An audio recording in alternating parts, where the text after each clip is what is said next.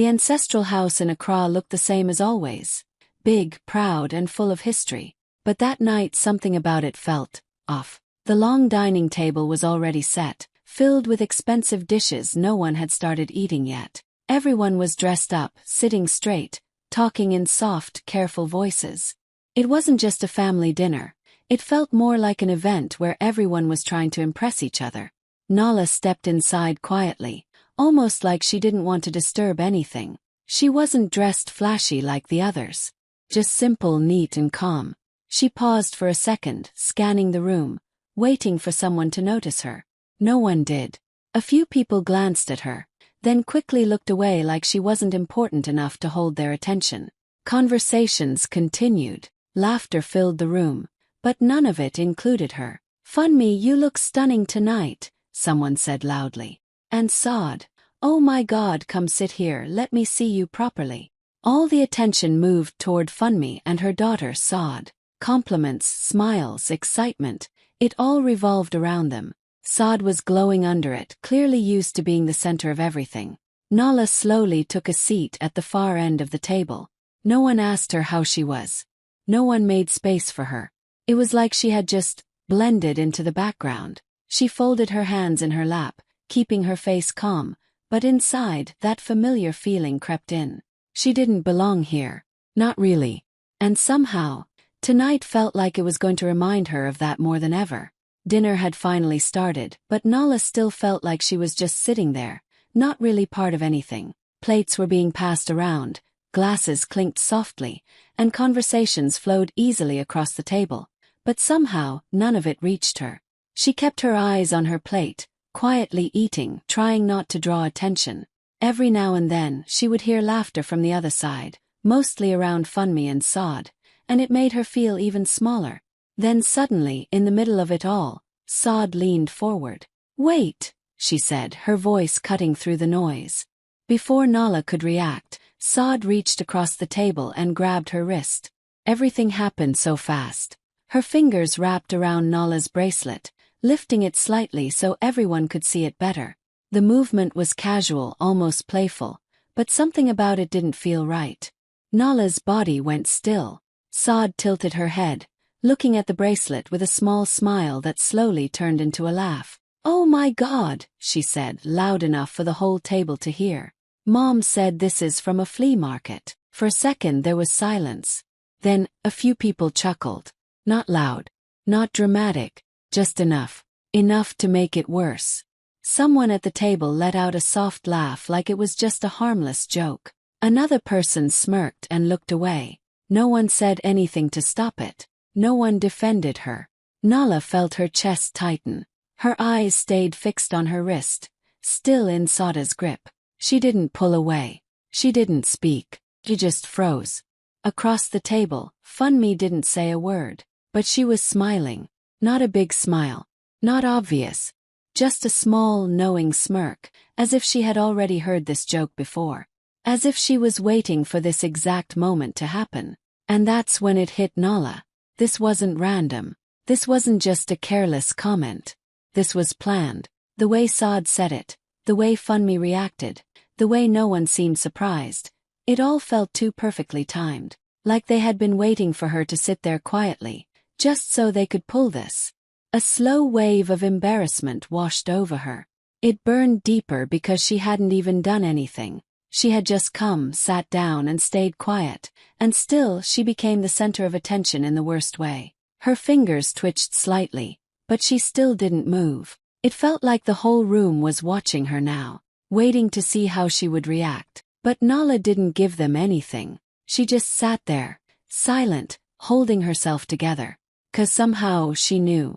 This moment wasn't just an insult. It was the beginning of something much bigger. Nala slowly moved her hand and gently pulled her wrist back from Sada's grip. She didn't snatch it. She didn't rush. Just calm, controlled, like she was trying to protect something fragile. Her fingers lightly touched the bracelet, almost instinctively, like she needed to feel it was still there. The table was still quiet, but she could feel the weight of everyone's eyes on her. Waiting. Watching. But Nala wasn't looking at them anymore. Her mind had already drifted somewhere else. Back to the day she first got it. It wasn't a big moment. There was no party, no audience, no loud celebration. Just a quiet afternoon, the kind no one remembers. Except her. He had called her over, his voice calm, serious, but soft in a way he never was with others. "Come here, Nala." She remembered walking up to him, unsure, a little nervous. No one else was around, just the two of them. He held the bracelet in his hand, turning it slightly as if checking something only he could see. It wasn't flashy.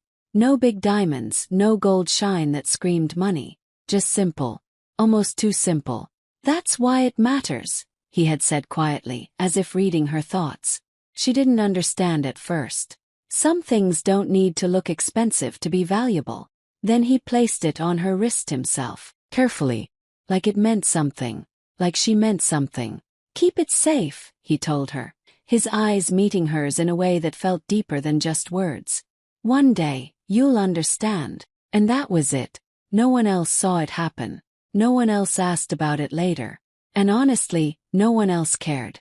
Over the years, whenever someone noticed the bracelet, it was always the same reaction. "It looks cheap. Why do you still wear that? You should get something better."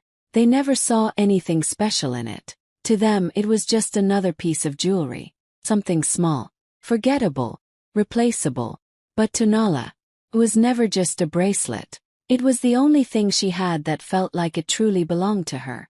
A quiet reminder that, at least once, someone had seen her, chosen her, without needing an audience. Back at the table, her fingers tightened slightly around it. The laughter, the whispers, the judgment. It all faded into the background for a moment. Because they didn't know. They never did. They looked at it and saw something worthless. But for Nala, this wasn't cheap. This wasn't random. This was legacy. Years ago, long before moments like this dinner, before the silence and the quiet disrespect, things were different for Nala. Not with everyone, just with one person, Babatunde. While the rest of the family stayed busy praising Funmi and her side, Nala somehow always ended up in the background, ignored, overlooked, like she didn't really matter. But Babatunde noticed. He didn't make a big show of it. He wasn't the type to call attention or start long conversations in front of others. In fact, if anyone was watching, it almost looked like he treated Nala the same as everyone else. But when no one was around, it was different. He would call her quietly, "Nala, come sit." And she would sit beside him, a little unsure at first, not knowing why he had chosen her. Sometimes he didn't even say much. They would just sit together in comfortable silence. Other times he would ask her small questions. "What do you see when you walk into a room? Who speaks? And who listens?" At first, Nala didn't understand why he asked things like that. But slowly she started to realize. He wasn't just talking. He was teaching. Not loudly. Not in a way others could notice. But in a way that stayed with her. He showed her how to observe people, how to stay calm when others tried to make her feel small, how to think before speaking. He never told her directly, "You are different." But the way he gave her his time, said it anyway. The strange part was, no one else seemed to see it. Or maybe, they never cared enough to notice. The family was too focused on louder personalities, bigger presence, more impressive people. Funmi was always at the center. Her voice, her opinions, her plans, everything revolved around her. And Nala, she was just there. So whatever bond she had with Babatunde stayed hidden, quiet, unspoken. There were moments when she wondered if she imagined it, if maybe she was just reading too much into simple gestures. But then there were days he would look at her across a crowded room, just one glance, and it felt like he was saying, "I see you." And that was enough. Enough to keep her grounded. Enough to make her feel like she wasn't invisible, at least not to everyone. To the rest of the family, Nala was the girl who didn't stand out. But to Babatunde, she was something else entirely. His favorite, not in a loud, obvious way, but in a quiet, intentional way that no one else ever understood. And that was the secret no one at that table knew. Dinner kept going like nothing had happened. Plates moved, people talked, and the soft laughter slowly returned. But now it felt different, a little forced, little uneasy.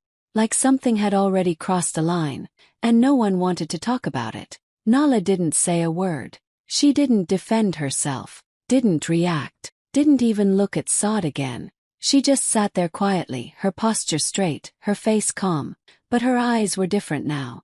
She was watching, not in an obvious way but carefully, noticing who laughed, who stayed silent, who avoided looking at her, who didn't. It was like something inside her had shifted. Instead of shrinking, she became still, observant, almost distant. Across the table, Funmi had already moved on, back to being the center of attention, telling stories, laughing loudly, making sure the focus returned to her.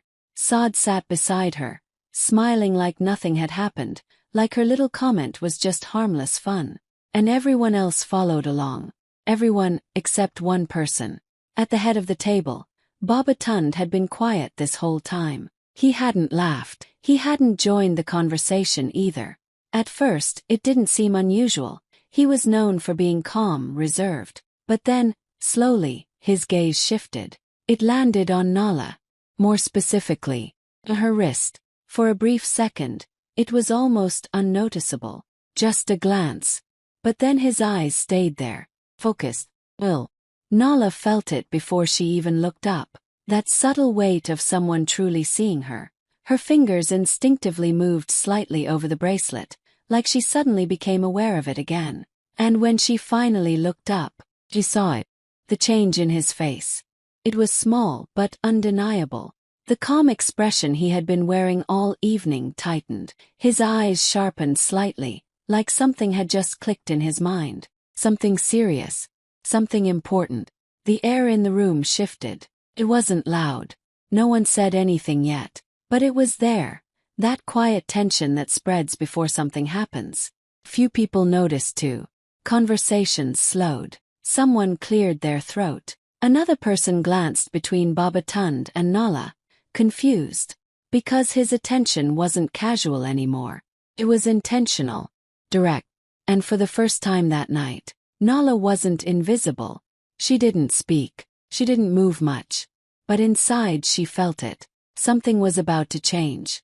Not because she reacted, but because someone finally noticed what everyone else had ignored. The room had gone strangely quiet, but no one wanted to admit it. A few people still tried to keep their conversations going, but their voices were lower now, distracted. Eyes kept drifting back to the same place. Baba Tund and Nala. Baba Tund didn't look away. His gaze stayed fixed on her wrist, on the bracelet, like nothing else in the room mattered anymore. Then finally he spoke. "Where did you get that?" His voice wasn't loud, but it cut through everything. Every sound, every movement, every fake laugh. The question hung in the air, heavy and sharp. For a second no one moved. All eyes turned to Nala. This time she didn't look down. She didn't shrink. Slowly, she lifted her head and met his gaze. Her face was calm, steady, like she had nothing to hide. And then she answered, softly but clearly. "You gave it to me." Silence. Not the kind of silence from before. This one was different, deeper, uncomfortable. It felt like the entire room had stopped breathing at the same time. A few people exchanged quick glances, confused. Someone shifted in their seat. Another person looked at Funmi, waiting for her reaction. Because this didn't make sense to them. Funmi let out a small laugh, trying to break the tension. "Oh please," she said lightly, waving her hand like it was nothing. "That can't be right. Baba gives gifts all the time. She must be mixing things up." Her tone was casual, almost playful. But there was something tight underneath it. Something uneasy. She looked around the table, hoping someone would laugh with her. A couple of people forced small smiles. But it didn't land. Because Baba Tund didn't laugh. He didn't even smile. If anything, his expression grew more serious. His eyes stayed on Nala, searching, remembering. And in that moment it became clear. He wasn't confused. He was thinking. Carefully. Slowly, he leaned back in his chair, his fingers resting against the table, his gaze never leaving her. The room felt smaller now, tighter. Like the walls were closing in around the truth no one was ready to hear. Funmi's smile started to fade. Just a little. Because this wasn't going the way she expected. Not at all. And for the first time that night, the attention in the room wasn't on her anymore. It was fully on Nala. And no one knew what was about to come next. But everyone could feel it. Something had just been unlocked. And there was no going back now. No one spoke for a few seconds. The silence stretched so long it started to feel uncomfortable. People shifted in their seats, glancing at each other, then back at Baba Tund, waiting for him to say something. Anything. And then he did. "That bracelet," he said slowly, his voice calm but firm, "is not ordinary." You could feel the change instantly. Some people frowned. Others leaned forward slightly, trying to understand what he meant. The same bracelet they had just laughed at suddenly didn't feel so small anymore. Baba Tund gestured lightly toward Nala's wrist. "I had it made," he continued. "Custom made." A quiet murmur spread across the table. Custom made. Now people were really looking at it. Not casually anymore, but carefully. Like maybe they had missed something important. Nala didn't move. She just let them look. "There's something inside it," he added. That made everyone pause again. "Inside," someone whispered. Baba Tund nodded slightly. "A family insignia. Hidden.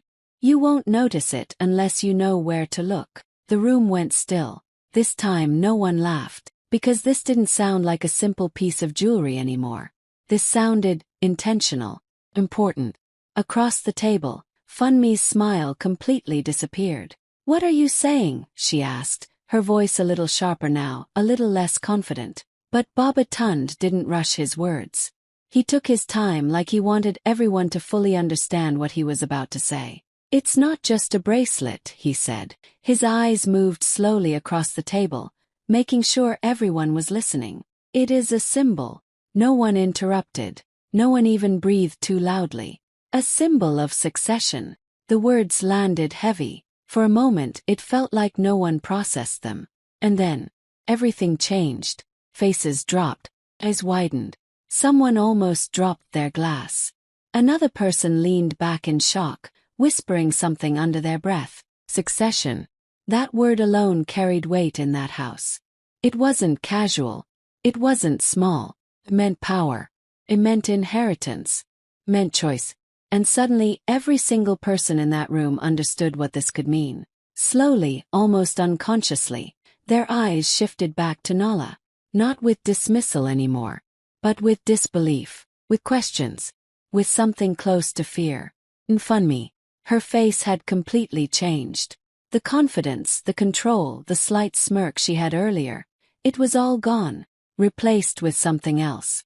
Something tense, something shaken, 'cause for the first time, it felt like she had misunderstood everything. And Nala, the one they laughed at, might have been the most important person at that table all along. For a moment no one spoke. Then Funmi suddenly let out a sharp breath, like she couldn't hold it in anymore. "Why would you give that to her?" Her voice wasn't soft this time. It wasn't playful or controlled like before. Came out raw, almost shaking. All eyes turned to her.